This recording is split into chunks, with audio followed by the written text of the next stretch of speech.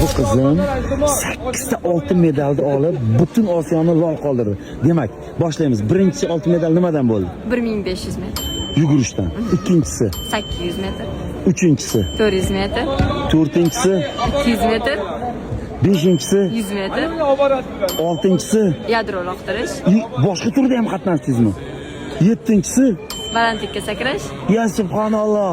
Sakkizinchisi Uzunlikka sakrash. ya ana murabbiylar keldilar. Akajonim Muxtorxon aka, qarang, 8 ta oltin medal. Butun Osiyo haligi lol qolgan bo'lsa kerak, xudo xolasa qizimizga. Ko'z tegmasin. Hammasi muhtaram prezidentimizni sportga berib turgan imkoniyat natijasi.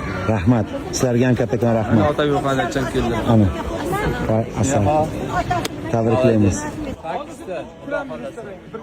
Ardın shunaqangi O'zbekistonimiz madhiyasini butun dunyoga yangratib, bayrog'imizni hammadan baland ko'tarib yurish sharafi bizga davomiy Xudo xolasa Xudo nasib etsin. Menga aytgan murabbiylar, yugurishdan bizdan sportchi chiqmaydi, bizning genimizda yo'q degan. Mana Chiroyliligini qarang. 5 ta disiplinada. Eng muhimi 8 marta butun stadionni tikka turib madhiyamizni tinglashga majbur qilgan qizimiz. Barakalloh, otangga rahmat. Los Anjelesda hali buni davom ettiradi.